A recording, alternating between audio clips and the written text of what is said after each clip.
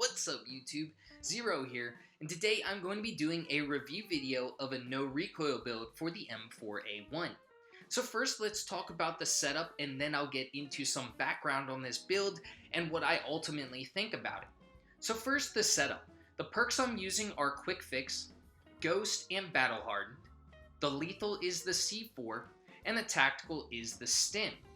Now for the attachments on the gun for a no recoil build, we're using the monolithic suppressor, the stock M16 Grenadier, the Ranger foregrip, 60 round mag, and rubberized grip tape. And you can see the statistics in the bottom left hand corner where we have a huge increase to accuracy and range, a slight increase to control, and a huge decrease to mobility.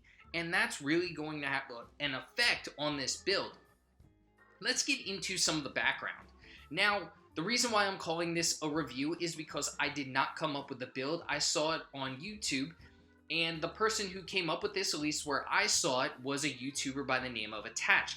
Attach is a pro Call of Duty player for the New York Subliners. I do recommend checking out his channel. He's a really good Call of Duty player, really great YouTuber. Now let's talk about the build. Does this, first of all, have no recoil? And for all intents and purposes, yes. I mean, you're still going to feel a little bit, but when you're getting into those medium to a little bit longer range gun battles, you're not going to really see much recoil. It's going to be a gun where if you're in a linear gun battle, it's going to be pretty easy for you, at least to control the gun to where you can hit your targets fairly simply.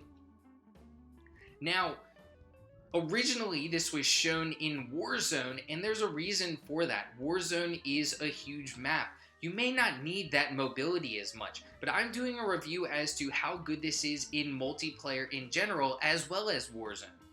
So in Warzone, because you're in that bigger map, you may not need that mobility as much. Now, when you start getting the map smaller, that area is shrinking in Warzone, that's when you start to really see a difference and the mobility does start being a factor. I've seen a lot of people who end up winning Warzone, who end up winning it with an MP7 because you are getting into that closer range gun battle come the final circle.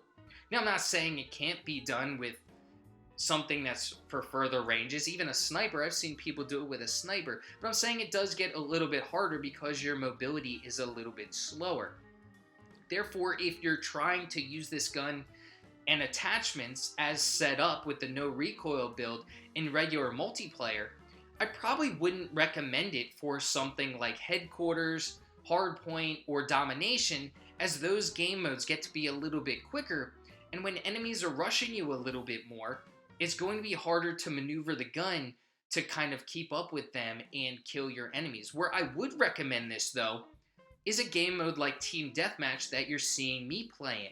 It's a slower paced game mode, and when you're getting into those gun battles, it makes it a lot easier, especially that medium range combat where you can just shred. Your gun's not missing shots.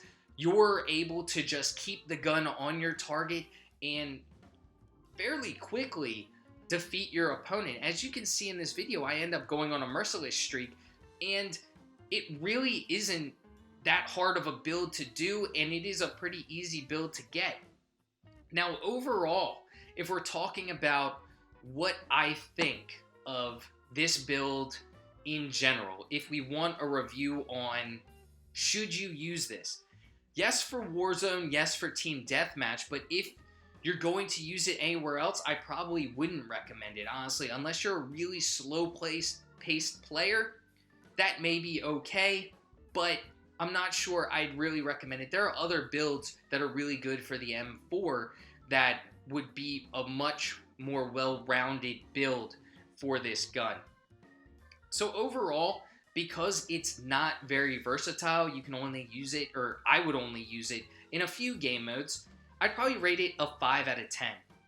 So I hope you enjoyed this video, and if you did, feel free to give it a thumbs up. Subscribe to my channel for more Call of Duty content.